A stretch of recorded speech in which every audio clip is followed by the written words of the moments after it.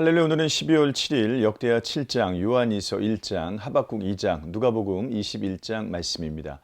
역대하 7장은 하나님께서 성전을 받아주시는 장면이에요. 솔로몬의 기도가 끝나고 하나님께서 성전을 찾아오십니다. 하나님의 영광이 성전에 임한 것이죠. 왕과 백성들이 하나님께 기쁘게 예배를 드립니다.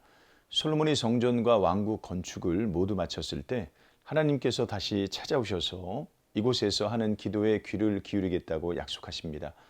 그러나 이것이 자동으로 이루어진 것은 아니에요. 그 마음이 하나님께 기울여져 있을 때 하나님께서 응답해 주십니다. 아무리 성전에서 기도한다 할지라도 하나님을 경시하며 하는 것이라면 응답받을 수 없습니다. 오히려 징계를 받을 거예요. 외적 상징물이 아니라 내적 믿음을 단단하게 만들어 가십시오. 하나님은 우리의 중심을 보십니다. 요한이서 1장은 미혹하는 자를 주의하라는 권면이에요.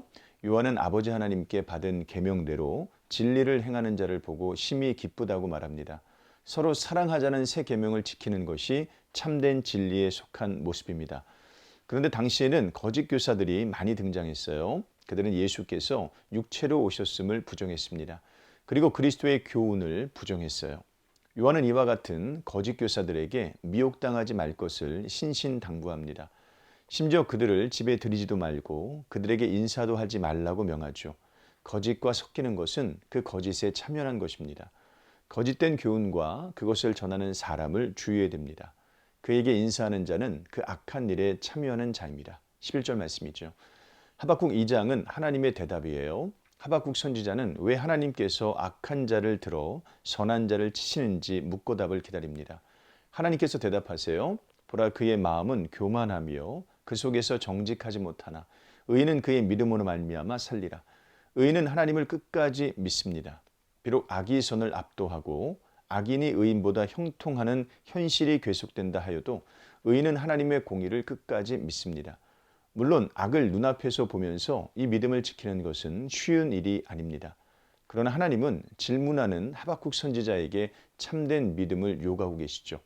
그러면서 동시에 하나님께서 악인을 반드시 심판하실 것이라고 말씀하세요. 포악하여 사람들의 피를 흘리게 하는 자, 부당한 이익을 취하는 자, 불의를 행하는 자, 우상을 섬기는 자들은 반드시 심판을 받을 것입니다. 본문은 믿음을 요구하고 있어요. 성경적인 믿음은 당장에 보이지 않아도 하나님께서 말씀하셨으니 이루어질 것을 믿는 것입니다. 악의 문제는 쉽게 풀이되는 것이 아니지만 그래도 우리는 믿음을 갖고 하나님을 올려볼 수 있어야 됩니다. 누가복음 21장은 심판의 날을 말해요. 어떤 사람들이 당시에 그 성전을 보면서 그 아름다운 돌과 헌물로 꾸민 것을 예수님께 자랑하죠. 눈에 보이는 것을 신뢰한 것이고 하나님께서 중심을 보신다는 것을 잊은 것입니다. 예수님은 그들이 자랑하는 이 화려한 성전이 완전히 파괴될 것이라고 예언하세요.